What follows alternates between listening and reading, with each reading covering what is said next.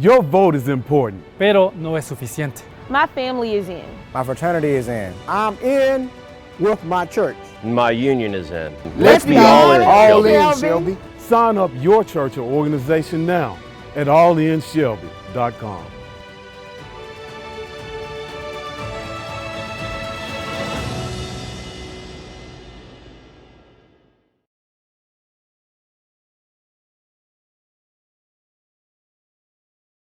MICAH, Memphis Interfaith Coalition for Action and Hope, is a coalition of over 50 organizations that have come together across the faith-based community as well as community organizations and labor organizations. MICAH started with a meeting in the basement of St. James AME Church with 12 people. I think now you have a group of energized, diverse people who are excited about doing the work of social justice, more than we have in a long time. So without MICAH, we'd still be stalled in hopelessness. We understand that each one of them could do amazing work on their own, but how much more amazing can we be, and how much more of an impact can we make in this great city? MICAH is trying to close those divisions, bring people together, get people talking to one another, and get us talking about what interests we all have collectively. Because there are directly impacted heartbeats at stake. So each of the task force, education equity, economic equity, and immigration and intercultural equity, those areas of work were chosen by the community and specifically by those who are directly impacted by these issues. What I'm hoping to achieve in Memphis, Tennessee is to change the narrative of Memphis being a place of poverty, the place where Dr. King was assassinated, and a place of inequity. We each have talents, we each have passions in our heart, but the barriers of oppression and systemic discrimination can sometimes keep people from their dreams or make them extra hard to get to. What needs to happen for this to work is dedication, courage, faith. This work is important. This work matters. I think if we have that and we stay with it and we keep encouraging each other, bringing out the best in one another, fighting past the hard parts, this will work.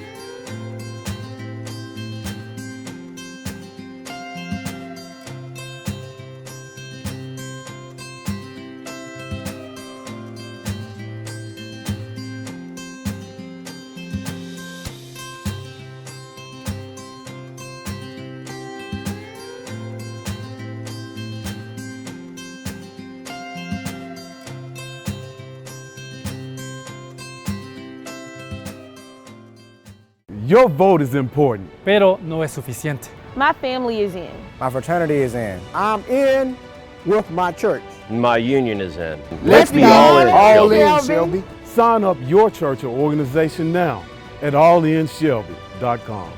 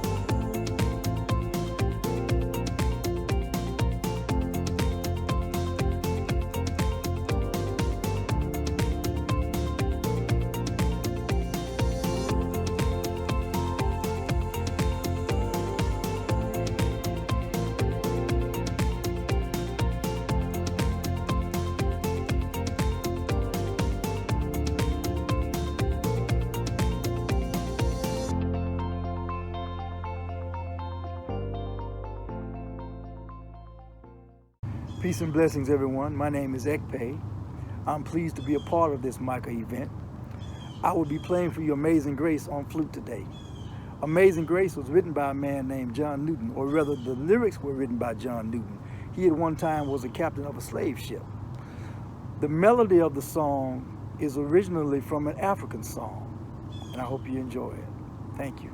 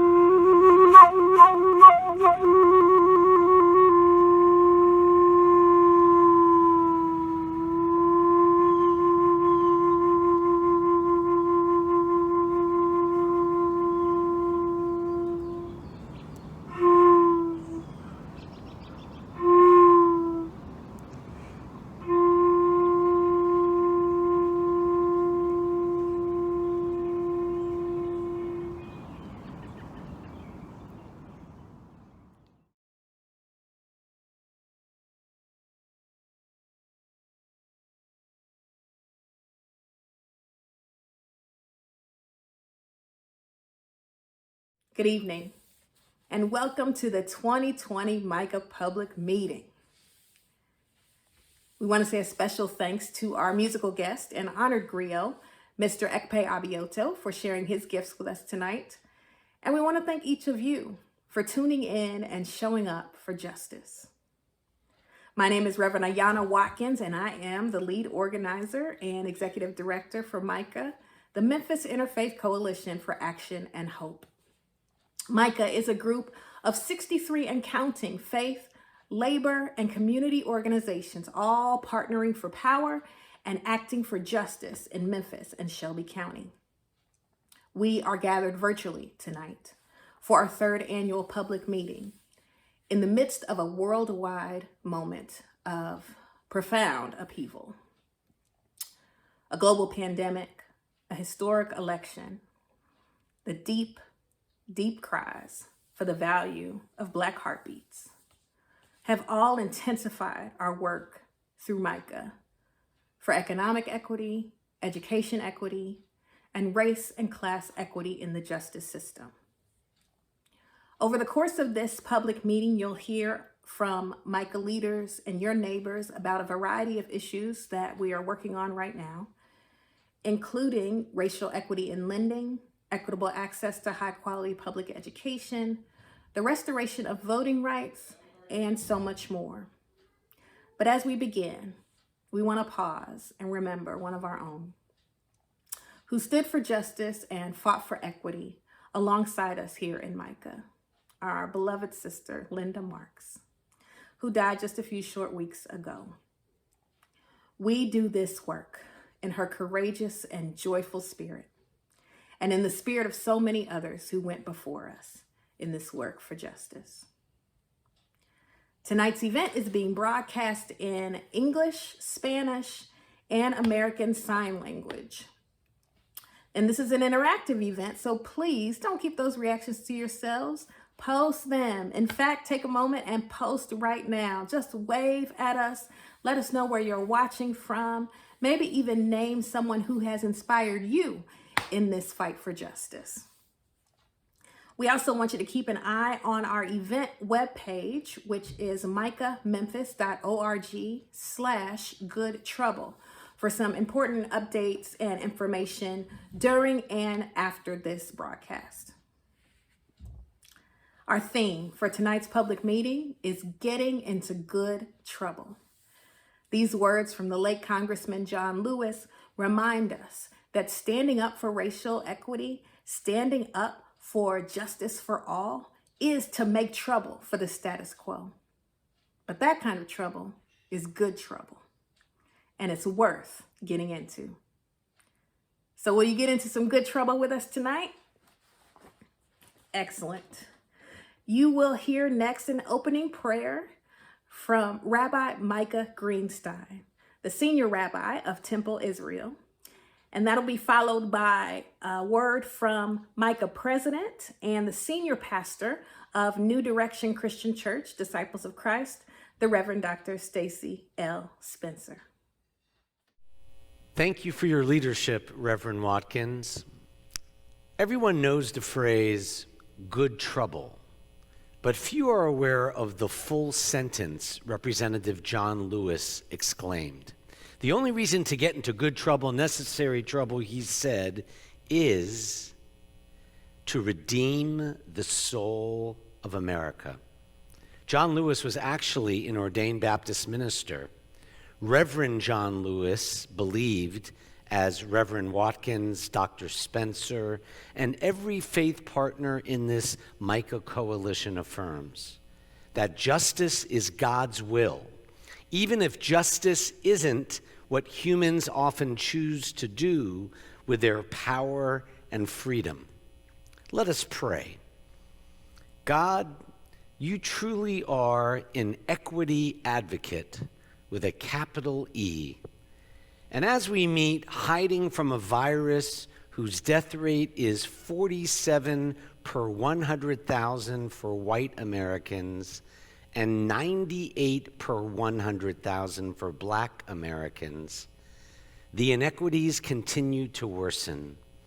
7 months into what some are calling a recovery, we find ourselves today in the most unequal economic recession in modern U.S. history, with blacks, Hispanics, and immigrants, children and adults, in a literal depression. No event in our lifetime has so pummeled the most vulnerable in Memphis and America, especially workers in low-paying service sector jobs, which have been slow to rebound at a time when it is still a major health risk simply to be around others. Economists call it occupational segregation. Religious leaders and you, God, call it our collective shame.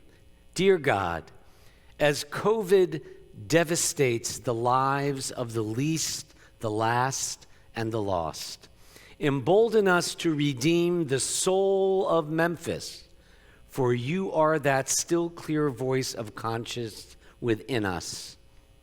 And to the thousands of you watching, may no person or force ever dampen, dim, or diminish the light of MICAH in helping all Memphians discover the universal truths of justice and equity and the right of every Memphian to health and well-being. And let us say, Amen. Hi, I'm Dr. Stacy Spencer, president of MICAH, Memphis Interfaith Coalition for Action and Hope. 55 years ago, a young man by the name of John Lewis, 25 years old, was with a group of people who walked across the Edmund Pettus Bridge on Bloody Sunday. It was there that John Lewis came to an end of his life when he was hit over the head by a billy club of an Alabama state trooper. He said, "I thought I was going to die." But that didn't stop him, nor did it stop all of those who were marching with him, to walk and to march for our right to vote. And here we are heading into an election year, and we are too marching forward, getting into some good trouble. And John Lewis said this, he said, if you see something wrong, say something. We as MICAH, Memphis Interfaith Coalition for Action and Hope, we have determined that we too will amplify the voices of the 30,000 people that we represent in churches and synagogues and mosques and labor unions and civic organizations to let Memphis know that we want equity now.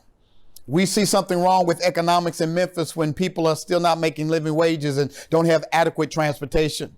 We see something wrong in the educational field when our young people are languishing behind the digital divide gap in a virtual learning environment where they are falling short. We see inequity in racial disparities when young black men are in prison and put in jail and black and brown people are mishandled by the police. We are looking at some terrible times where we have to say something and get into some good trouble. I was looking at an article by Dawn Porter, the director of the series on Good Trouble, and she said she learned 6 things from John Lewis that I think we need as we get ready to get into some good trouble. Number 1, always do what you can, no matter how small. John Lewis fought for civil rights for a long time, and he did the small things. Whenever he ran into a problem, he attacked the small things. And each of us working together in Memphis, we can do the small things that lead to big change. And then number 2, be prepared to be persistent. Systemic change is a long game.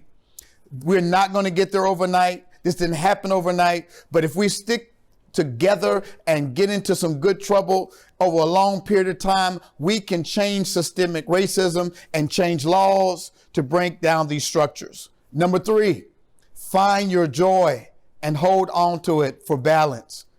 Don't let nobody steal your joy.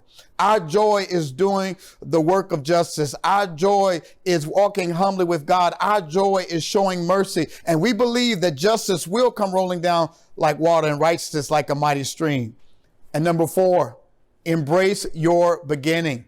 John Lewis was the son of a sharecropper, and he never allowed that to shame him. He used that to tie his self-interest with other self-interest of people who have struggled with poverty and racism. You have your own story. Embrace your beginning.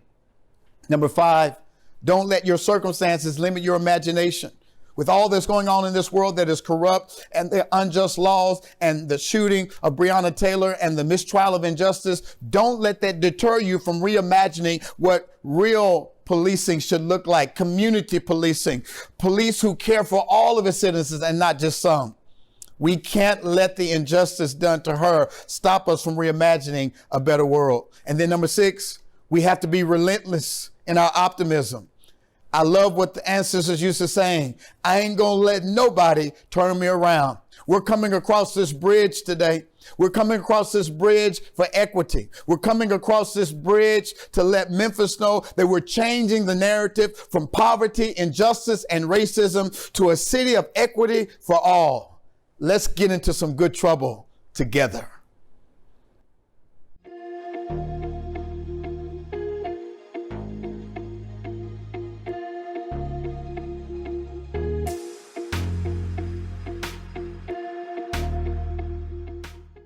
Multilingual COVID-19 public health support. In April, Shelby County began accepting applications for the COVID-19 Resident Relief Fund, but the application was available only in English and was closed before the form could be translated. This motivated a group of MICAH members to identify other gaps in language access in COVID relief efforts throughout the county, and they formed the Limited English Proficiency Access Working Group. The group decided to collaborate with the Shelby County Health Department to develop a multilingual instructional flyer for distribution with masks provided by the Tennessee Department of Health. After meeting with the Health Department staff, LEP Access engaged translators to add multilingual instructions. The revised 4-panel flyer provided English and Spanish on one side, Arabic and Vietnamese on the other. As the flyer was being produced, the LEP group developed the distribution plan. The health department agreed to provide gift cards as compensation for translators and for the chosen distribution partner volunteers. Over 6,800 masks were distributed to over 19 locations. We thank the Shelby County Health Department for collaborating with MICAH on this important project, and we hope to continue working together to provide equitable language access for the duration of the COVID-19 pandemic and beyond.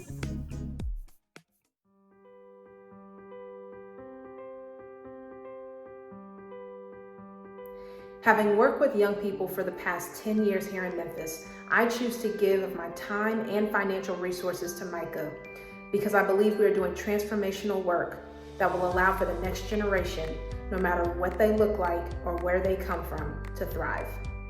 St. Patrick's has been a member of MICAH from its inception, and when I joined St. Patrick's, I realized how important social justice was to the Memphis community, and that partnering with 60 plus other faith-based and social justice-oriented organizations was important for my ability to give back to Memphis. We give monthly to MICAH because we believe in its mission. We feel helpless as individuals to affect systemic change in Memphis, but believe our support of MICAH supports this larger cause. We will continue to give to MICAH as long as they are making good trouble in Memphis. Hey there, I give to MICAH because MICAH is Memphis's own original community-wide grassroots diverse organization that is tackling the one most unnerving issue to me, and that is just simply inequality for those who are just undeserving of it. So it's going to be a long process, and MICAH has started it. If you don't start somewhere, you never get anywhere. So I am very proud to be involved with MICAH and will continue to support. Thanks.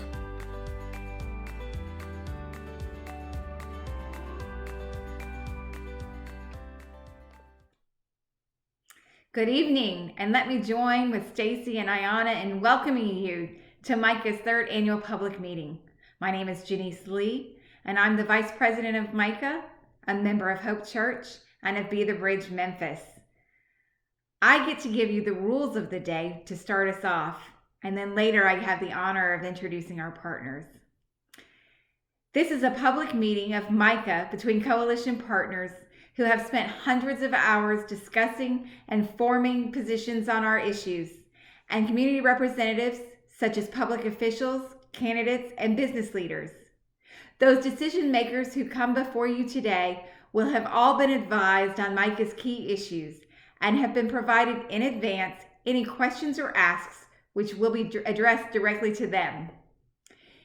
Any of the officials and/or candidates who do not appear today, but to whom an ask has been directed, have been invited to participate and to answer the specific asks. It was their choice not to appear to answer MICAH today. Due to time constraints, the majority of decision makers will not be given time to speak other than answering whether they agree to work with MICAH on the solutions to the issues in MICAH's platform. Candidates and office holders for the Tennessee State Senate and State House of Representatives have been allowed a brief response in addition to their yes or no answer. Comments from the public will be limited to the comments chat section of this broadcast. We encourage participants and viewers to share their reactions in the comments chat section of the broadcast. However, no official questions or responses to community comments will be taken or given via the chat sections. We ask that all community members and decision makers be shown respect in this format. Candidates are asked not to share campaign information in the comments and/or post of the public meeting on any platform. MICAH is nonpartisan. Any official called upon today is being chosen based on the issues, not partisanship. All area candidates and/or office holders for the State Senate and State House have been invited to participate in the event regardless of party. MICAH does not endorse or support any particular candidate or party, but attempts to work with all office holders to further the issues important to MICAH and its partners. Thank you for respecting these rules. Now on to the fun part. MICAH is a coalition of 70 faith, labor, and community organizations who are partnering for power and acting for justice in Memphis and Shelby County. We represent our beautifully diverse city and county and strive to create that beloved community for each and every resident. Part of our public meeting includes having our partners show up in support of the issues and work of MICAH. In this way, we hold ourselves accountable. This roll call, which I enjoy so much, will take place in 2 parts during today's meeting. If you are part of a partner organization, please comment, show excitement and energy and enthusiasm for your organization when you see your group appear in the virtual roll call. Let us know you're here. Let us celebrate and lift up one another, even though we can't be together. Let us keep going, joining together, partnering for power, acting for justice, pressing on, and getting into good trouble. And again, thank you for being with us today.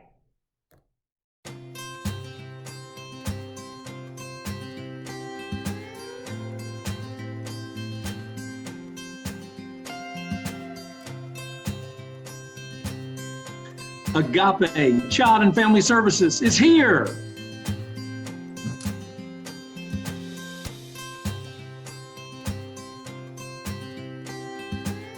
(1908) ready for good trouble. Woo!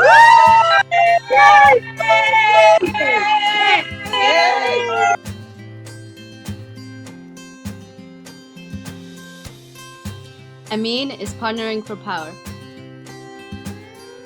Be the Bridge Memphis is ready to get into some good trouble.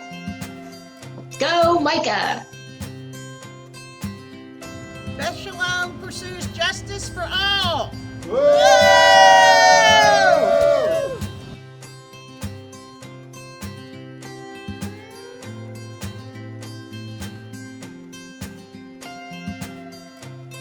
Campaign Nonviolence is here.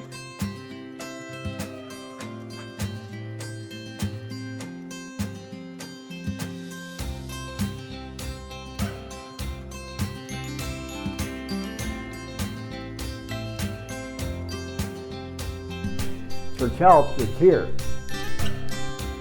Church of the River is here.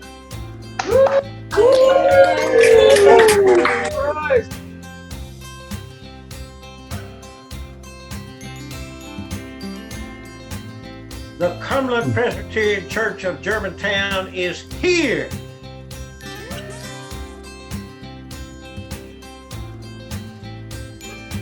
Evergreen Presbyterian Church is here.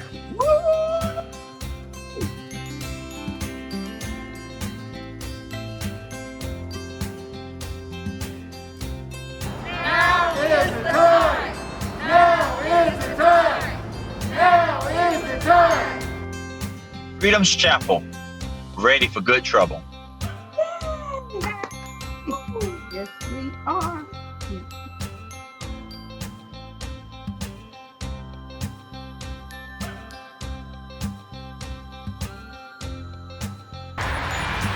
Holy Trinity Community Church, United Church of Christ, is going to get into some good trouble.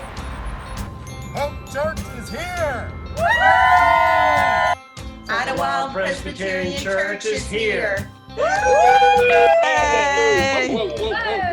Yay! Journey Church on the journey to justice.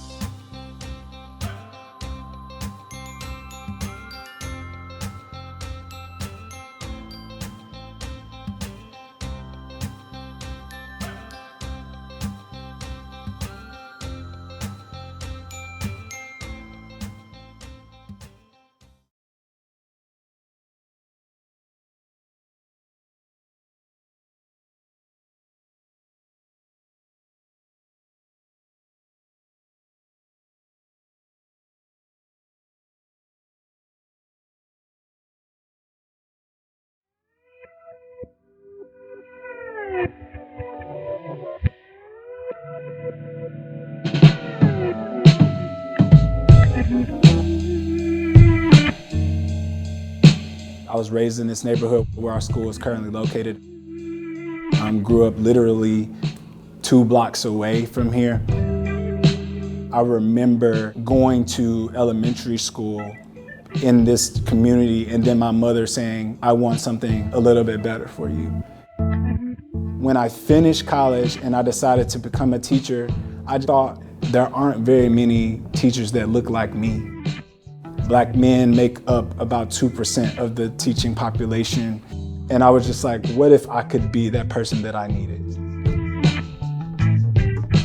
When I think about the families in our community, I think about the significant needs that need to be met, like food, shelter, care. I have been in contact with several families that have been facing eviction. When I think about a family being displaced because of something that was outside of their control, that breaks my heart.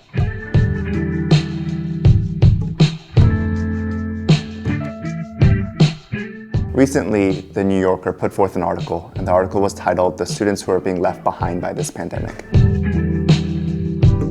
As I read this article, and I read the feature of the student that this article followed, where she is not sure where she will sleep from one night to the other, where the student has limited access to technology, where the student has limited access to adults who can help with this child's learning.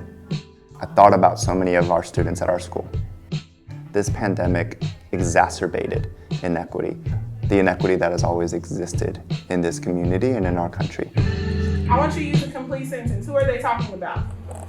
They're talking about Peter and the boat. Good. I want someone to build on that. Who else was on the boat? Logan, go. Beautiful. You got 30 seconds. On your mark, get set. Oh, Aaron's got it. Yes, Aiden's got it. When I think about the situations that many of our children face every day, that they could do everything right, they can work really hard, they can show up at school. There are so many factors outside of their control. There are so many things that they can't help. And I think that's where we as a community have to step in. I believe that educational equity is important because it is the civil rights issue of our generation.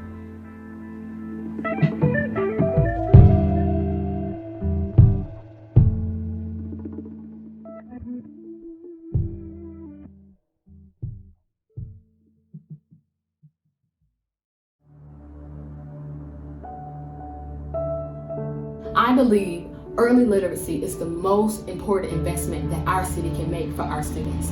In return, it will prevent low proficiency rates in reading, math, and science, which affects ACT scores and high school graduation rates. So I urge you to support our students.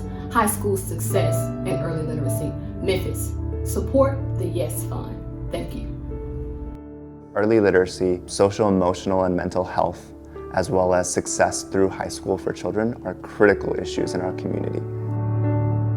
We have to give the power of literacy to our children. It is a fundamental right, and if you leave elementary school without knowing how to read, I believe you leave elementary school with a lifelong disability. If a child has 4 or more ACEs, adverse childhood experiences, which are divorce in the home, addiction in the home, incarceration, any form of abuse, if a child has 4 or more of these ACEs, they are 32.6 times more likely to be diagnosed with a learning or a behavioral disorder while in school. Right now in our community, only 11% of children who graduate high school receive a score that gets them ready for college.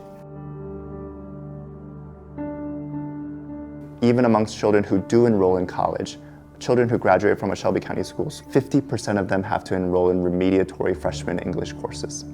If you are in a freshman English remediatory course, you are 74% less likely to graduate from college even within 6 years. I believe I should have the same opportunities just as everyone else in America and in different parts of the world. My high school education is very important. The transition from middle school to high school is really rough. And I have a sibling that is transitioning from middle school to high school. And it would be really great if you guys could put money into the YES Fund for high school success. During this pandemic, my dad was rushed to the hospital and he got COVID. It was a lot for me to handle. Me and my family all had to get tested, and I was just felt like I was going through so much at the time.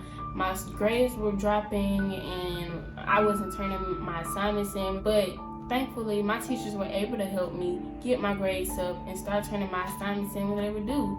But I know that there are other kids out there going through the same thing. That's why I'm asking you to fund the YES Fund, because the children need it.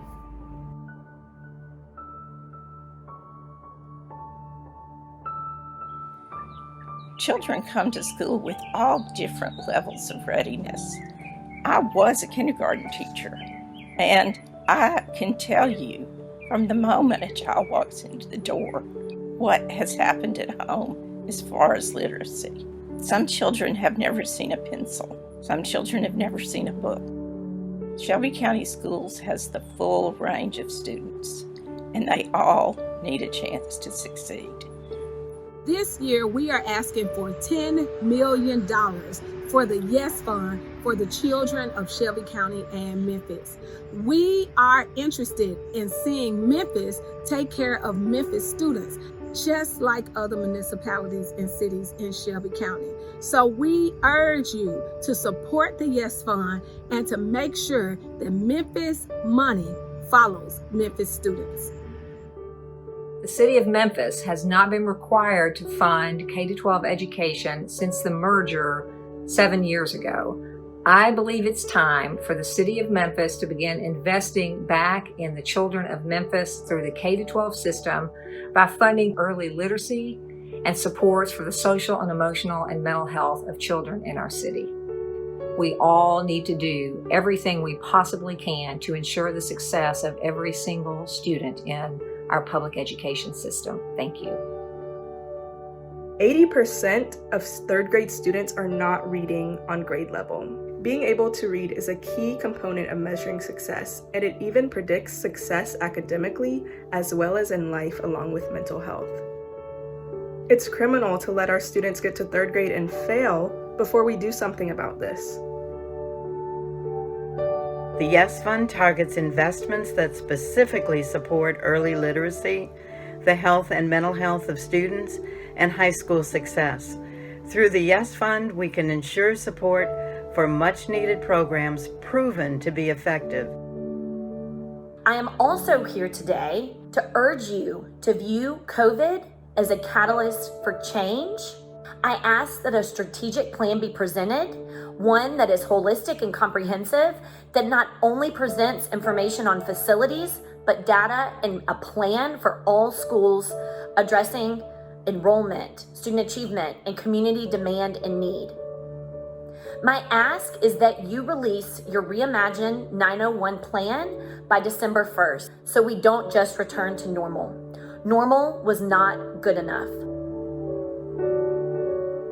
And I believe that education equity is important because to invest in children is to invest in Memphis.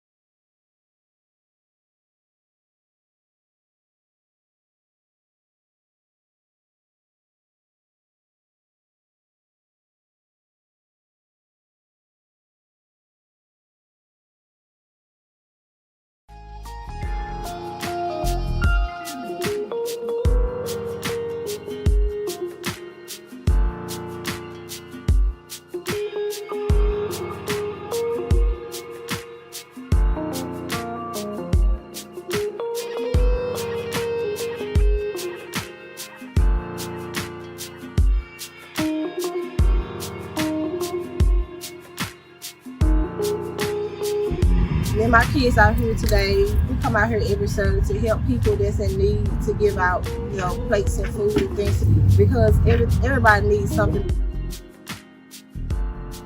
And I was once that person. I was living from house to house with my kids, here and there, wondering where our food was gonna come from. So I understand what people are going through.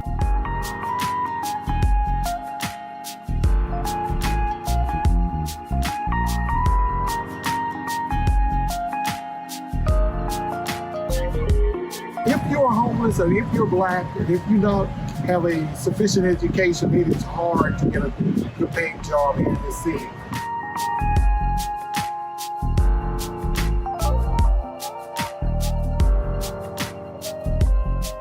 Memphis has a low cost for public transportation, but it does not address the issues of taking you to where those jobs are. There needs to be someone from the homeless community on the matter board to address the issues of getting from point A to point B.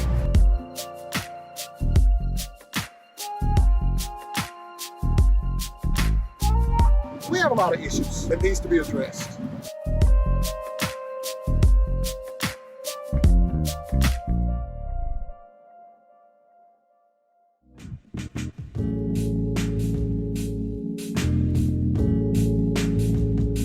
One definition of economic equity is equal life chances regardless of one's identity. It means fairness and equal opportunity for any and everyone to become financially stable and secure. This year, Memphis dropped to the second major city with the highest level of poverty, still at a staggering 21.7%.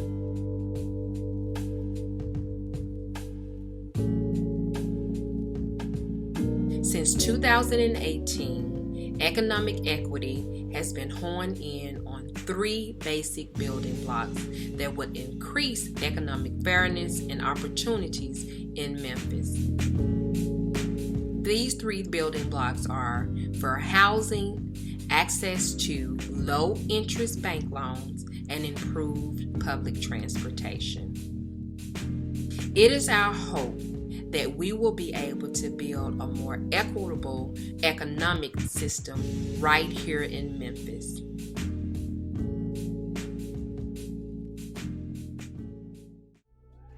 When MICAH was first getting started about 3 years ago, I knew from the very beginning what my interest was. I had determined that improving MICAH, Memphis bus system, was the way to affect the most people's lives for the better.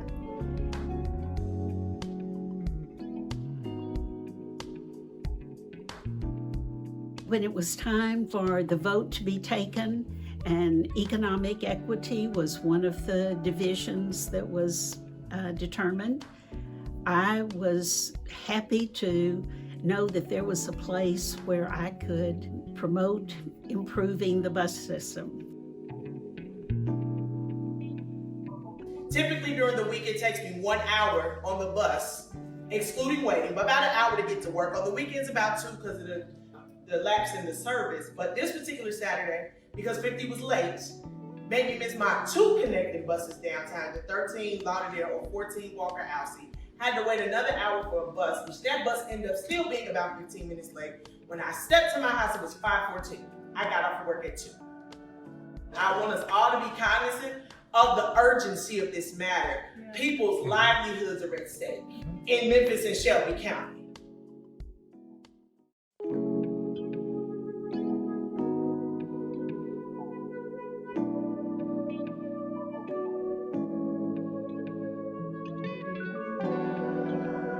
Our team quickly reacted to the COVID-19 crisis and worked diligently to install moratoriums on evictions, home foreclosures, and also credit score erosion.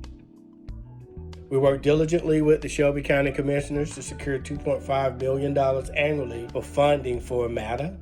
This was a first.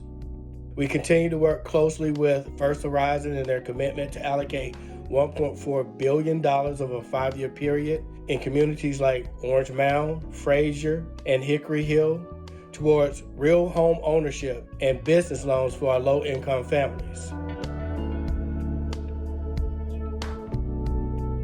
House has been empty for over 20 years. If you look at the neighborhood, it could be the perfect jewel and already a perfect jewel of a neighborhood.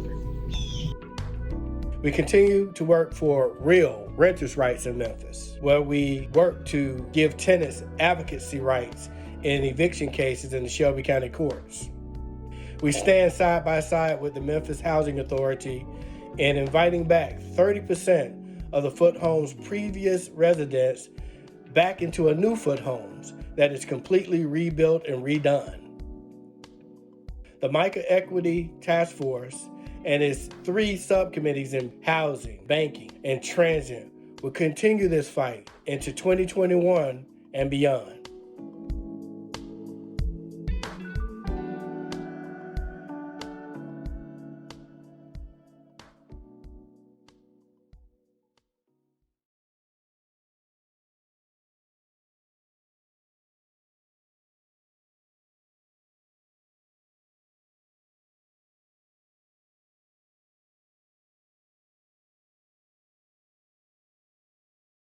Do you commit to continue the work and commitment between MICAH and Memphis Housing Authority to ensure that the 360 former Foot Home residents have the opportunity to return to Foot Park during the next phases to be completed in 2020 and 2021? New phases would continue to include in the lowest income range and the continuation of social services to former residents, the reinstatement of quarterly executive meetings, and the inclusion of Foot Park and the naming of streets, as well as other opportunities to honor community members to retain the historic impact of Foot Home's neighborhood. Yes, I do.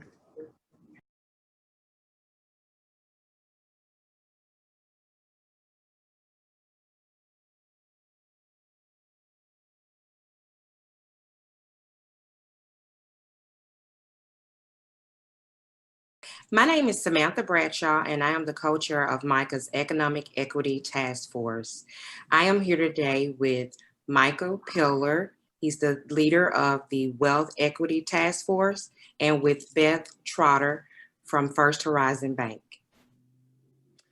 Beth, we're going to reaffirm the commitments that we made a few years ago and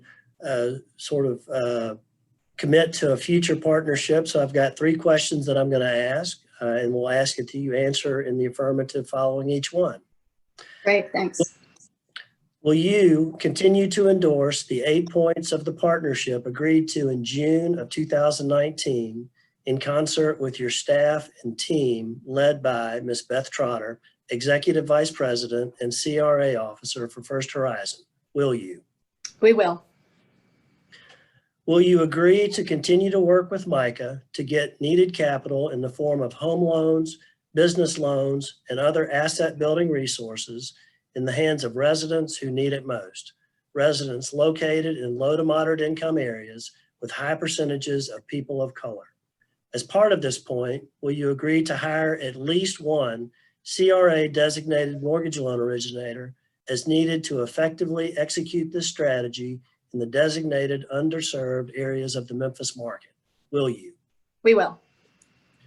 Will you continue to work with MICAH and other community partners to deploy capital in underserved areas of Memphis as part of your community benefits agreement? Will you? We will. Thank you. We appreciate your time and your Thanks partnership. for having us. Appreciate it. Thank you.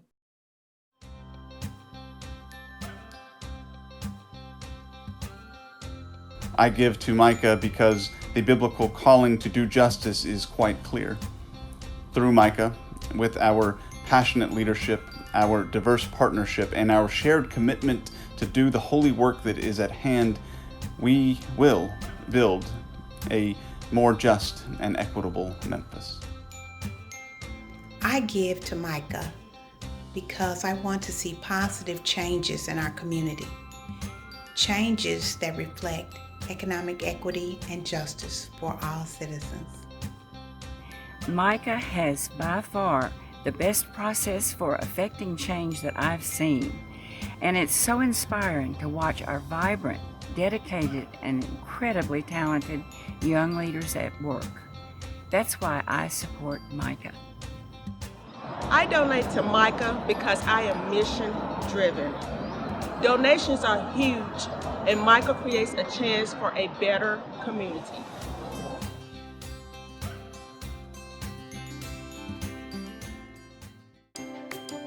Election 2020 is crucial, and it could very well be decided by a subgroup of people. So encourage someone, challenge someone to get out and vote. Come on, get up, let's go. Tell Memphis to vote. If you vote for me, you vote for my future.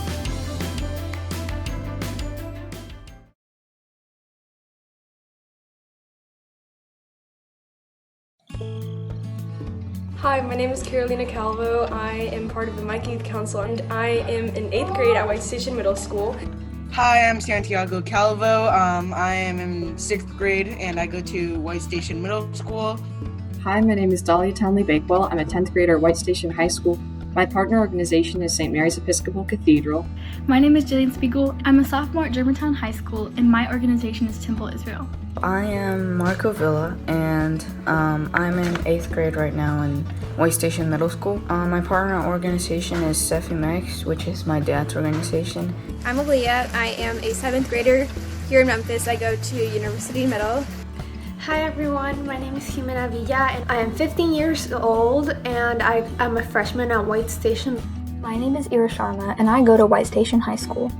A few months ago, my friend Jimena Villa told me about MICAH Youth Council. I thought it sounded really interesting, so I asked her to let me sit in on a meeting. I did, and I enjoyed it immensely. To be in the MICAH Youth Council during COVID has been really helpful because it's really hard to connect with people during COVID, and the MICAH Youth Council really helps you do that. I'm so happy to be a part of the Youth Council and get to meet so many people who I might not have met if not for it. During these past few months of COVID, things have often felt very unhopeful or very sad and dismal. Being part of the Youth Council makes me feel like I can make change and has really helped me have a more positive outlook on the things I can do to help change this world. In COVID-19, being part of the Youth Council has meant a lot because I get to see people my age and be part of something that most kids are not involved in, and I think that's really special. Being part of the MICAH Youth Council during COVID has given me a purpose to work hard for my community, and I always look forward to our weekly meetings because we are always working hard and to find and solve issues. So it's great, I love it. It's been nice to just see other people my age once a week. Even if it's online, it's still something. And it's also nice to feel like you're maybe doing something to ease the suffering in the world. And yeah.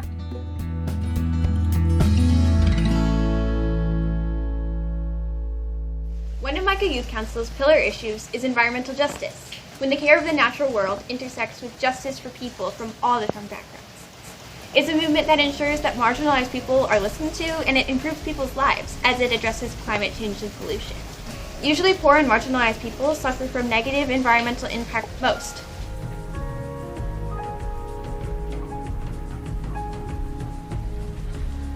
I want everyone to be able to live in a pollution-free environment, be able to access the outdoors, and not have to face the worsened natural disasters and elevated temperatures. We're going to live on this earth for the rest of our lives, and climate change will affect us in the present and the future. MICAH Youth Council's goals for the environmental justice pillar this year are to meet 3 different environmental justice groups, partnering with one of them to take an action towards improving the problem.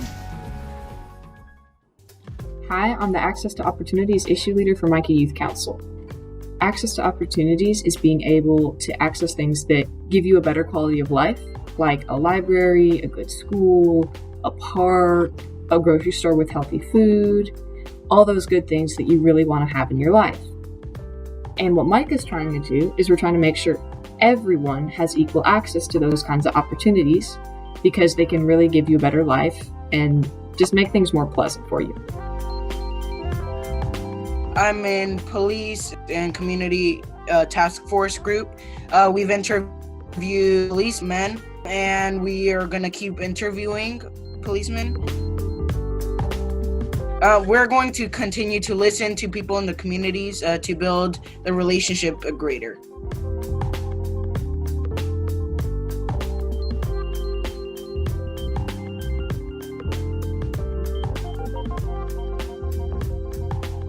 One of the big appeals initially about the youth council was the idea that I could come here and we could discuss ideas and how to change our society for the better. We can disagree, we can agree, we can formulate opinions. And this is really what a good example of what politics in America needs to move towards.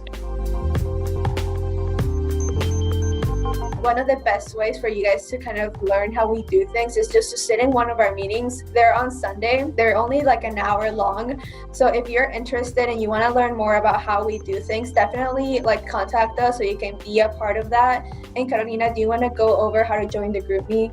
Yes, so you can just email youth@micahmemphis.org and Sandra will answer, and she'll give you the info to join group meets. Definitely, and our people right now don't really represent what Memphis really looks like. I know that we have a very big African American population in Memphis, and our group doesn't reflect that. Please tell your youth to join. We are really looking for new people because the more people we have, the more we can do, and we're always looking for new voices.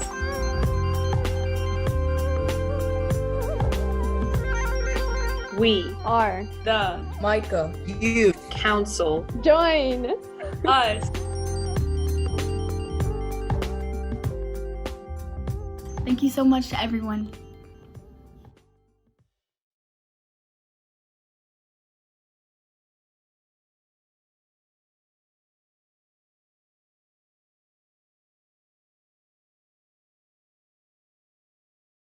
Okay, I am Lieutenant Marcus Mitchell with the Memphis Police Department, and I am here on behalf of the Memphis Police Director, Michael Rollins. He's put me in charge of coordinating with the MICAH Youth Council to show his support for providing and agreeing to let 2 officers interview with the MICAH Youth Council for the next 5 months.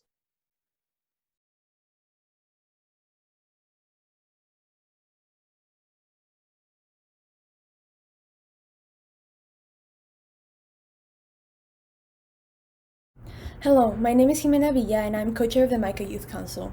Following a conversation with Ms. Alex Smith, the Chief Human Resources Officer for the City of Memphis, the Youth Council sent a letter to Mayor Strickland on October 7, 2020, stating that the MICAH Youth Council wants to be a part of the new Chief of Police hiring process. We appreciated being able to build a new relationship with Director Rawlings to learn more about policing in Memphis and look to continue that work. We want to ensure that Memphis has a police director that is invested in the entire community, specifically including youth. The police department is a powerful force in shaping our city.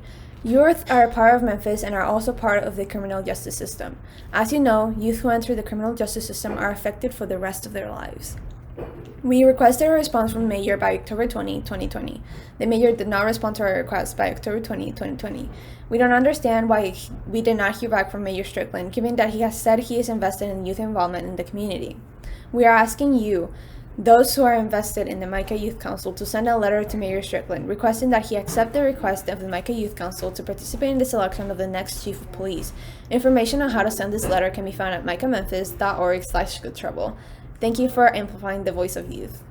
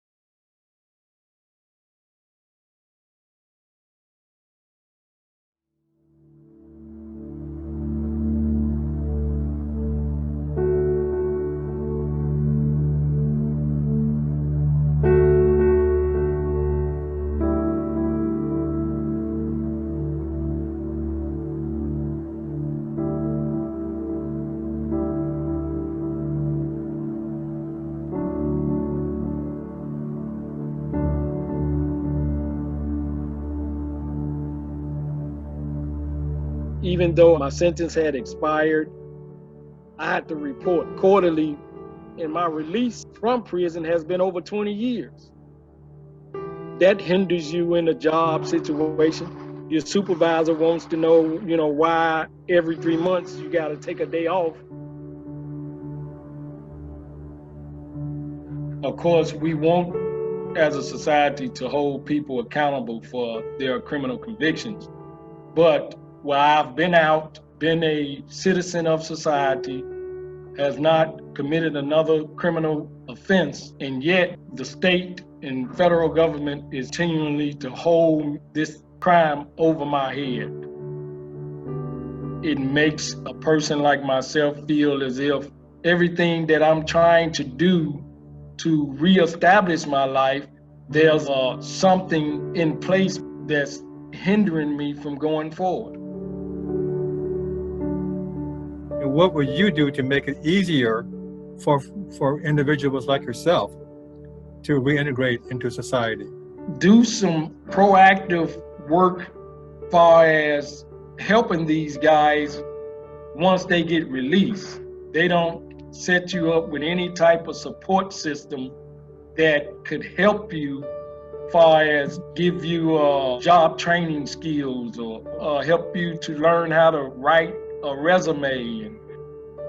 I've had people turn me down, but these were places that are on a list willing to hire people that they give you upon your release. And I know that my mother took me to at least 19 places, and each one of them told me that because I was a felon and my charge wasn't a misdemeanor, they couldn't help me.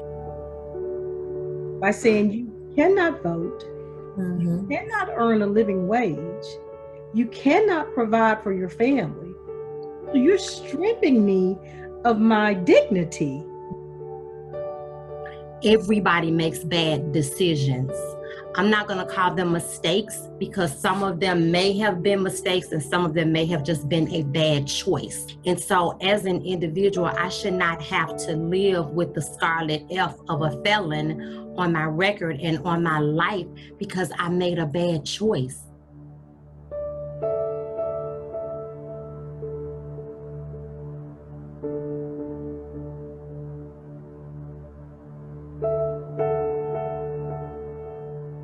We share in a responsibility because of the systems that we have set up that drive and generate these outcomes. For us to divorce ourselves of that and say, oh, these are just individuals who made bad choices, they got to live with that, is completely disregarding our own responsibilities in why the world operates the way that it does.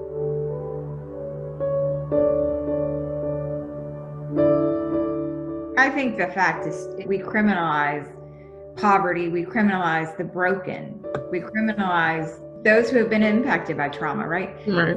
The broken among us, it's easy to discard and it's easy to toss away and to not think about. It's just easier that way.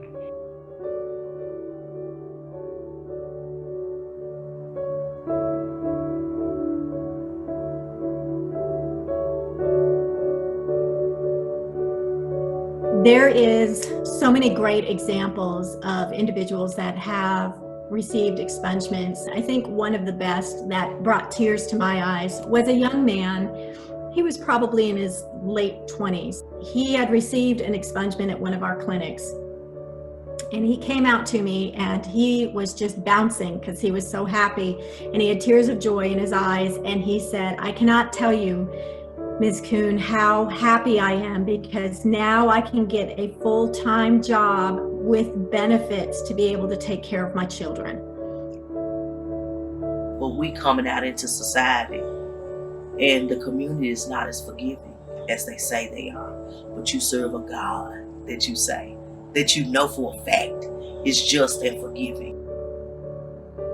I understand that Lady Justice is unbalanced.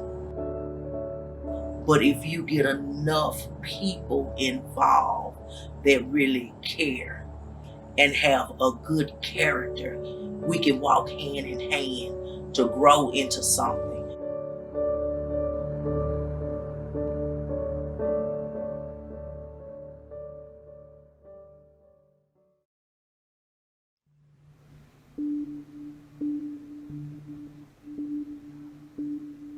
When I first got arrested, I was 15 years old. I was fresh off the streets and I was officially charged with especially aggravated kidnapping, especially aggravated robbery, and aggravated robbery.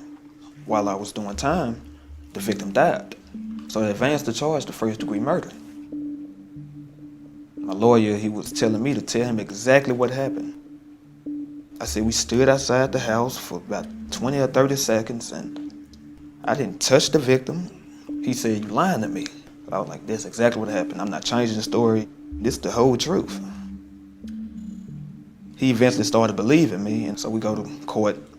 Like every week we in court, every Wednesday we in court. Then one day we was in trial in juvenile court, and it took hours. It's recess. The judge, he say, it seems more like we are worried about the rehabilitation of the juvenile instead of the severity of the crime. He said, "I don't think he's able to be rehabilitated. He is unsalvageable. I'm going to transfer him to criminal court on a $250,000 bond." The first 5 days, I did 24 hours in my cell. Started telling myself, I can't do this for the rest of my life. This is not me. Picked up the Bible, turned to the first page, read the first line, read it all the way to the other end, and read the last line, and closed the book. It's weird how when one person started doing something, other people began doing it, but they was afraid to do it because of popular opinion. So when I started hanging by myself, I started noticing people started hanging with me. They started talking about the things that I like talking about. The first thing that we did was like a program that the counselor put together. It was a huge competition. I won the speech contest. A couple of weeks later, we competed to be in the Bridges program. It's basically an organization that trains young leaders that we were in the process of becoming. We couldn't see it then. We were so pessimistic. Now we optimists. I was the biggest pessimist, by the way. Once we got the right people's attention that we were actually smart and human beings, and the chiefs and the sheriff, they were like, these just kids, you know? They're not dumb, they just kids who made dumb decisions.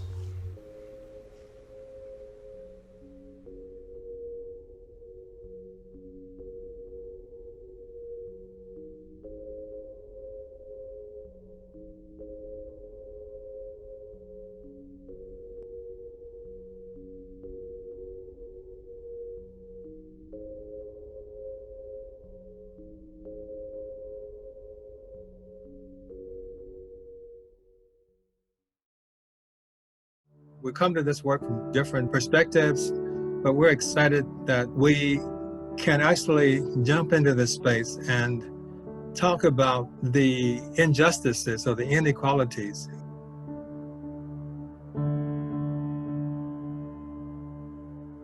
So many of our young Black males are entering the justice system at disproportionate rates. We also had the rise of young African American girls entering into the system. I don't think until the DOJ came to Memphis and put a spotlight on our juvenile justice system that we no longer could fully live in the denial that there was a problem.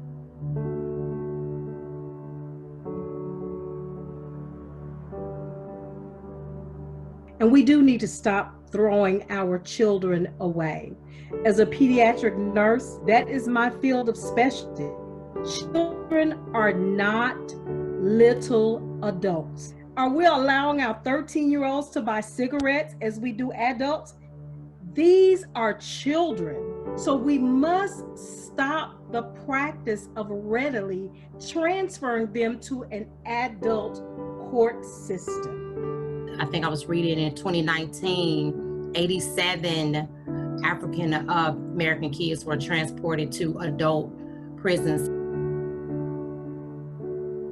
And so basically what we've got now is a system that's a door of no return for these young people, because once they get in the system, 2/3 of them are going to be part of that group it's called the disconnected youth.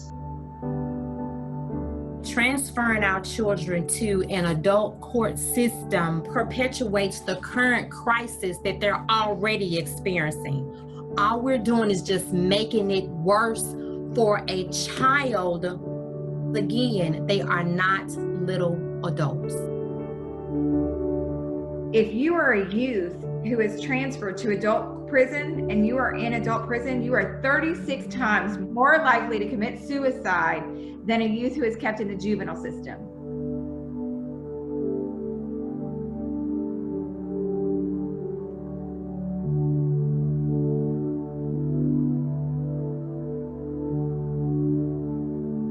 But I'm living proof that people can't be defined by one decision they make or even one moment in time. I'm sure many of you struggle to even remember your 16-year-old selves. I know that who I was at the age of 16 is not who I am now. As a matter of fact, I didn't even know who I really was at that point in time. So how could anyone guess who I would be today? I will never forget the DA saying that there was nothing else that could be done for me. Every day I pray that other leaders, teachers, judges, and law enforcement will share the same boldness as Governor Haslam did in my case. Because justice isn't always about following the letter of the law. Many times it's about being the face of humanity and compassion in an unjust society.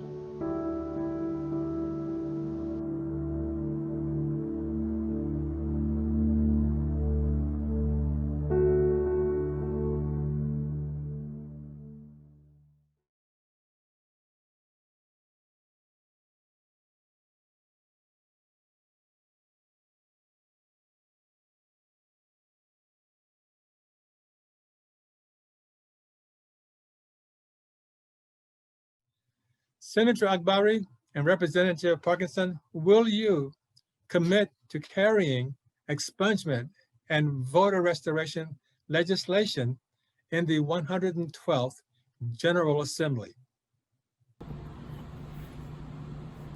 Yes, and the reason is quite simple. I don't think that anyone should be judged for the rest of their lives for a decision they made on their worst day.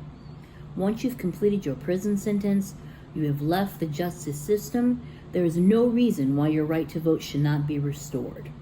Quite frankly, I think that it's further alienating folks from society by not allowing them to participate in the democratic process. I fully support automatic restoration and intend to sponsor that legislation in the next legislative session. I also support automatic expungement for some offenses. I think that for too long it has been too difficult to expunge your record, too expensive to expunge your record. And we all know when you have a record, it makes it more difficult to get housing, to get a job, to get financial aid. All sorts of barriers are put in place. If we truly believe that our system is one that should redeem, one that should restore, and one that should help people move forward with their lives and not reoffend, we have to take away these barriers. So my answer is yes. I will carry legislation that will allow people to get back to life once they've paid their debt to society. We have sentencing rules that are in place. Those sentencing rules are in place for a reason. Once they are sentenced and they have completed their sentence and their restitution to the victims and their fines, they should be able to restore every single right that is afforded to them as a United States citizen. Today, we are asking state office holders and candidates if they will support the legislation that Senator Akbari and Representative Parkinson have agreed to carry. All office holders and candidates for the Tennessee State Senate and House of Representatives have been invited to participate. Those who are coming before you today are the ones who have chosen to participate and take a position on this important issue. Office holders and candidates, will you agree to supporting legislation that will be brought to the floor, granting automatic expungement and restoration of voting rights for qualified individuals upon completion of their sentences? Yes, I support that bill. I would support a bill like that because I do believe in a democratic society that we should allow people to become full citizens after they've served their time for the crime that they committed. As an attorney, I have seen firsthand what a difference this could make in someone's life in restoring not only their voting rights, but their humanity. And I fully support this action and will do so if and when elected. Yes, we have to know that an ex-offender's right to vote cannot continue to be tied to a financial obligation centered around their previous incarceration. Yes, I would absolutely support legislation that would allow for the automatic expungement for those individuals who have been convicted of nonviolent offenses and served their time to have their voting rights restored. Yes, I believe that their voting rights should be reinstated automatically, because once you've done your time and completed your sentencing, you ought to have all the rights guaranteed to you as a citizen of this country. It's the right thing to do. I think disenfranchisement is absolutely wrong. It should be unconstitutional. We actually need a federal law. I look forward to continuing to partner with MICAH as we draft legislation that reflects our values. Yes, I will support that legislation. As Black Caucus Chairman, I've overseen the introduction of legislation and the co-sponsorship of legislation that addresses these issues of reentry. Part of that reentry, of course, is the restoration of rights, voting rights, citizenship rights. And it's only when we get to the point to where you've completed a sentence as handed down by the courts, and then you're on the way to rebuilding your life as a citizen made whole and enjoying the dignity and the confidence that comes with the restoration of rights.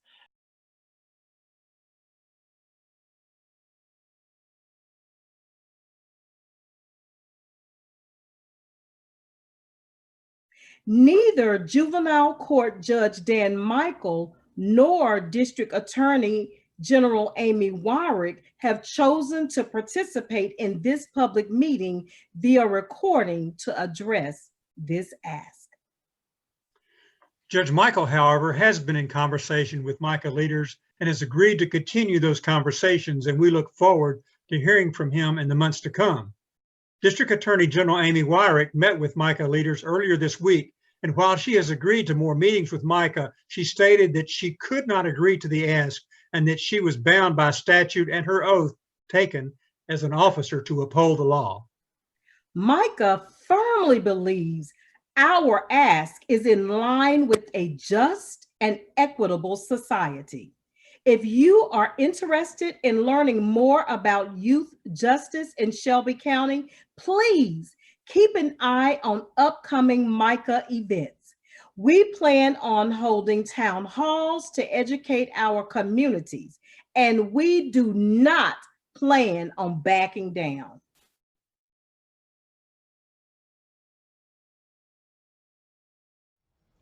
Greetings, I am Rosalind Nichols, pastor of Freedom's Chapel Christian Church, and proud to say I'm an organizing member of MICAH and a part of its executive team.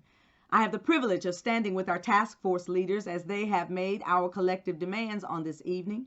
And if you are comfortable doing so, I invite you now to bow your heads as we seal our efforts in prayer.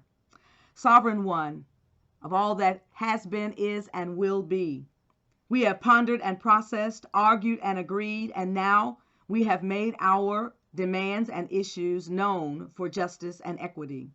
We collectively, all partners and individuals, have remained true to our purpose at MICAH to make Memphis and Shelby County the beloved community that we desire for all, regardless of differences, whether perceived or real. We make these demands as we continue to take actions necessary to ensure that our neighbors are counted equally and of the same value as we consider ourselves. Now we call upon all that is holy and sacred. Sovereign One, by your greatness, transform our words into actions by those who we have elected to serve our community. Then transform their passion and purpose so that they bring to bear upon these demands such that justice truly flows like a river and righteousness like an ever-flowing stream. Apart from you, our words are merely sounding brass and clanging cymbal. But with you, we are confident that all things are possible. We pray from our hearts and our relationships with you. They may be found in the star and the crescent moon, the Star of David, the shadow of the cross, or our collective hope in all that is good in humankind. Regardless, we are all your children, humbly seeking that which is just and merciful. Bless the work of our hands and our hearts is our prayer. And we say Amen, Amen, and Ashe.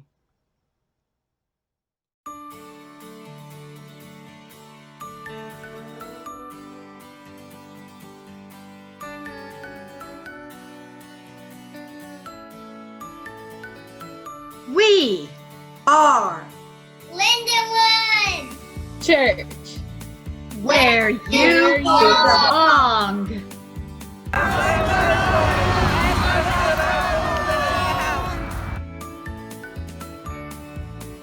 Memphis and West Tennessee AFL-CIO Central Labor Council is here. Yeah! Partnering for power with working people everywhere. Memphis Catholics for Social Justice is here. Yay! Yay! All right. Happy to be here.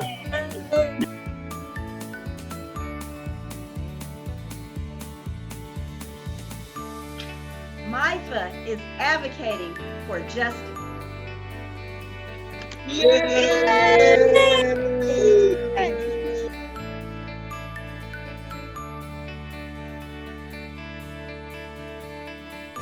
The Neshoba Church is ready to get into some good trouble. New direction is here.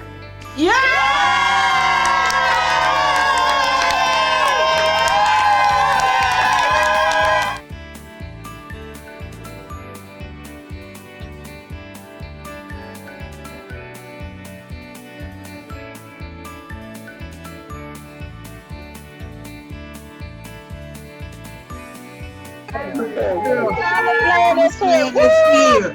Promised land is here. Promised land is here. Land is here. Room in the Inn is all about good trouble. Shady Grove is here.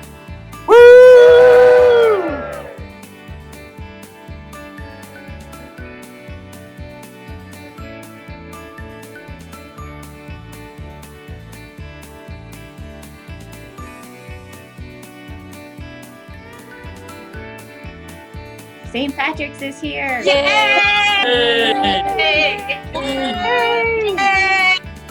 We're stand for children.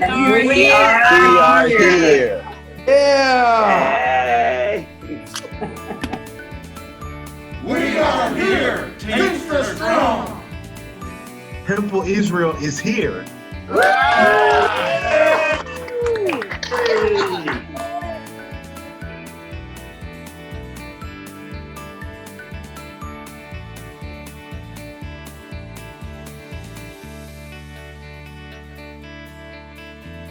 Memphis Wesley is here.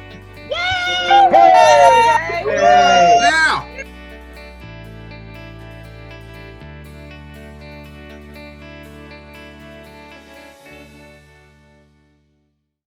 Greetings, friends and colleagues from MICAH. My name is Beverly Robertson, and I am President and CEO of the Greater Memphis Chamber.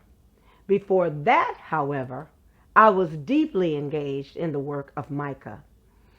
As a native Memphian, I know how important it is to drive equity and prosperity for all, and that is indeed much of the work of the Greater Memphis Chamber.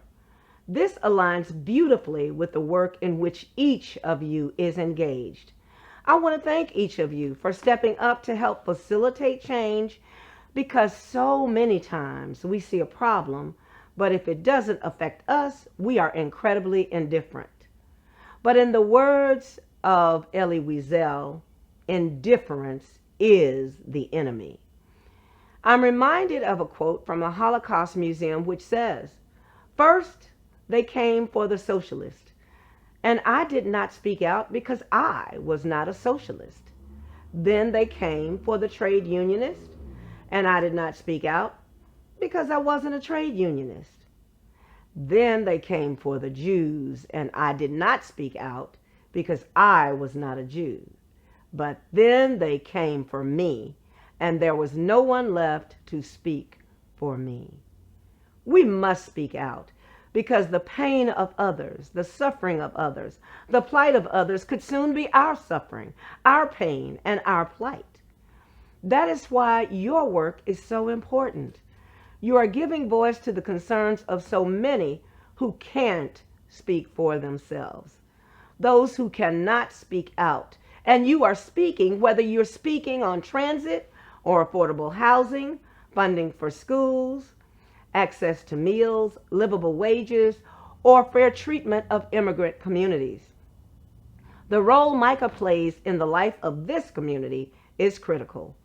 No other organization has ever engaged this diverse a group of people to help drive change. So your work must absolutely continue. And in order for it to continue, the organization must be funded.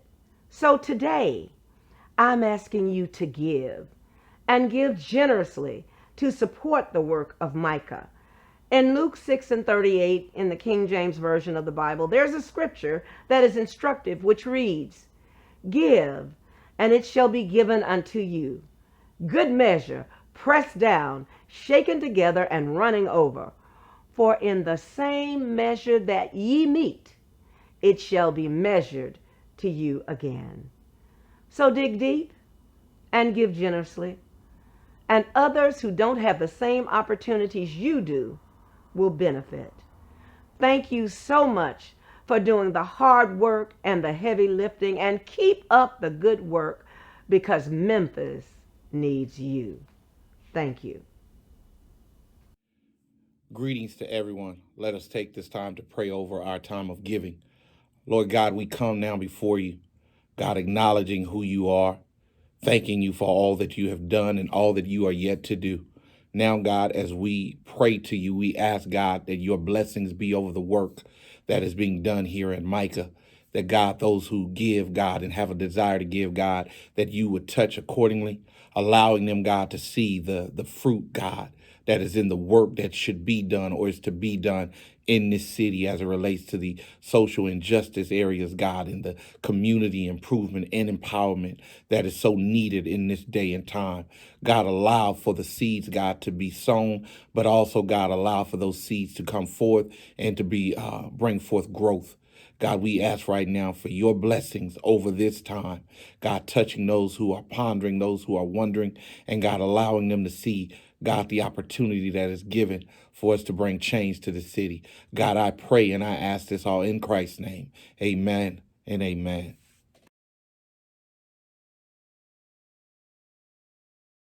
We won't change now. We are a people of different faiths who are passionate about justice, passionate about mercy. We stand here collectively today demanding change and for the need to be taken off of the necks of poor black and brown people so that they can finally breathe in this city. The time is now. The time is now. My prayer for you is that you remain uncomfortable until the mayor does something about it. My prayer for you is that you stay awake until the DA does something about it. My prayer for you is that you do not go back to church and get on your knees until you stand up and demand that we won't change now. We are nailing our charter to the gates of City Hall, and just in case the mayor or DA or the director of police want to know, what does MICAH want? We won't change now. Just in case the media wants to know, what does MICAH want? We won't change now. Change now! And here's the declaration that all 63 of our organizations have worked diligently over the last 2 years with power analysis, with meetings, with surveys, with In this community plagued by disparities, justice demands deeds, not just merely words. The transformation justice demands can only be realized when public officials, the business community, and the people work together in the same direction. In this call for action, MICAH retains hope that for such a time as this, we can walk humbly, love mercy, and do what justice demands.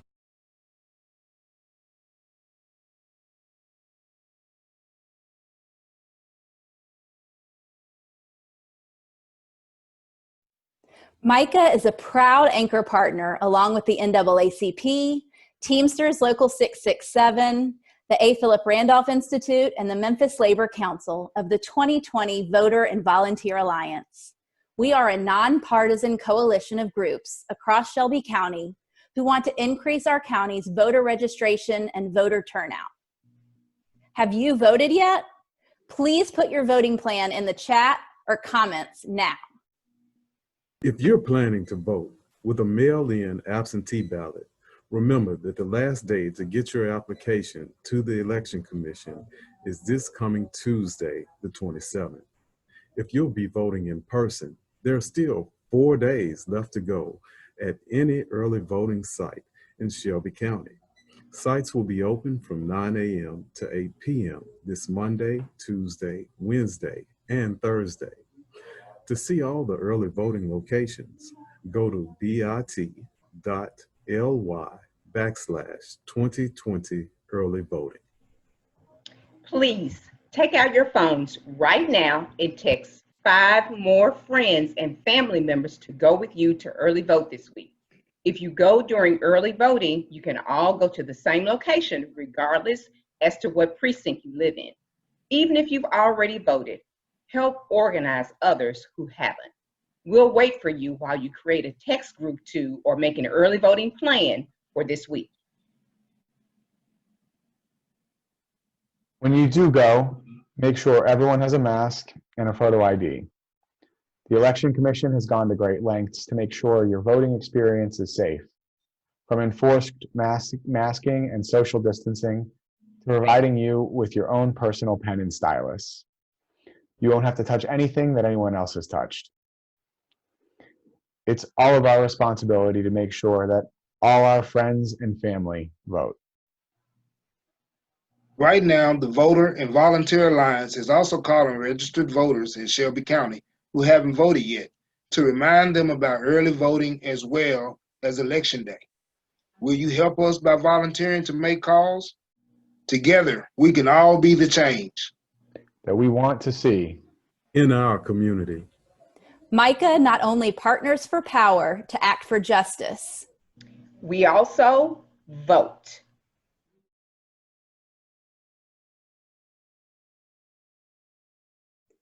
Good afternoon. My name is Megan Keel, and I'm an organizer on staff with MICAH. Thank you all for standing together today with us. From our first public meeting in 2018 at Mason Temple, to our 2019 meeting at Mount Vernon Baptist Church Westwood, to today's meeting online, many things have changed in our lives. But one thing that remains the same is MICAH's focus on justice and equity for all.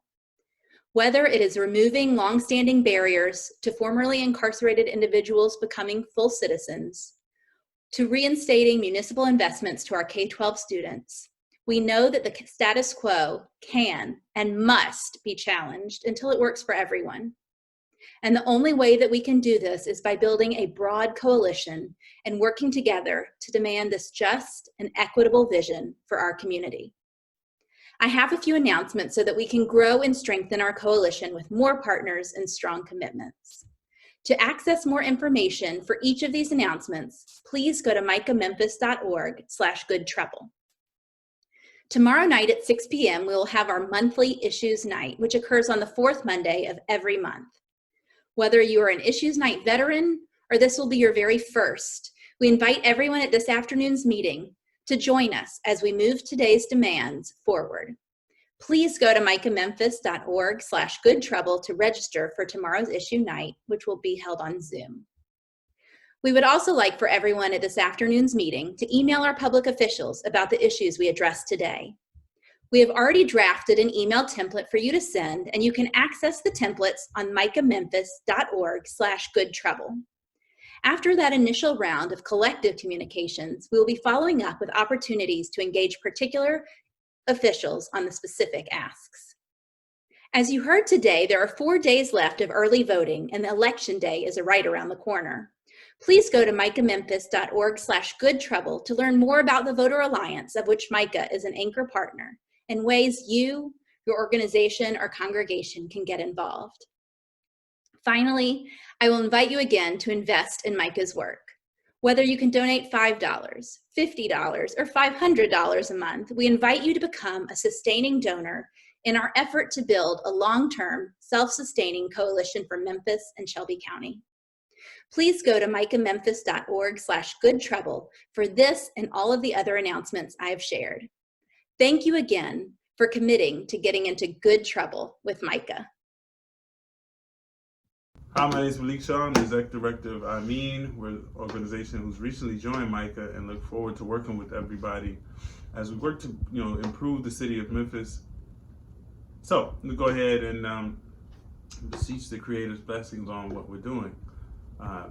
In the name of God, the beneficent, the merciful, all praises due to God, Lord of the worlds, Master of the day of judgment. Thee alone we worship, and Thee alone we ask for help. Guide us to the straight path, the path of those who you have favored, not the path of those who go astray.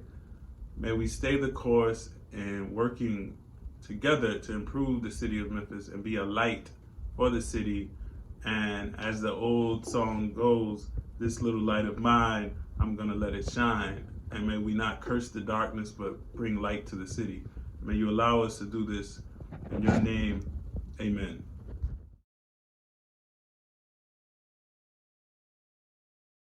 We won't change now. We are a people of different faiths who are passionate about justice, passionate about mercy. We stand here collectively today demanding change and for the need to be taken off of the necks of poor black and brown people so that they can finally breathe in this city. The time is now. The time is now.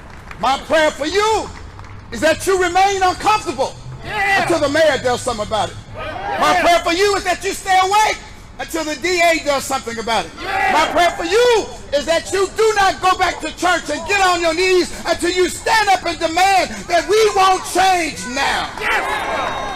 We are nailing our charter to the gates of City Hall, and just in case the mayor or DA or the director of police want to know, what does MICAH want?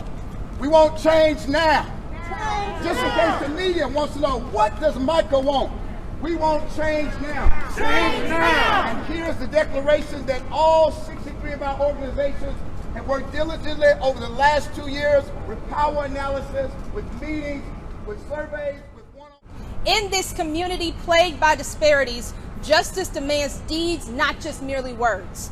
The transformation justice demands can only be realized when public officials, the business community, and the people work together in the same direction. In this call for action, MICAH retains hope that for such a time as this, we can walk humbly, love mercy, and do what justice demands.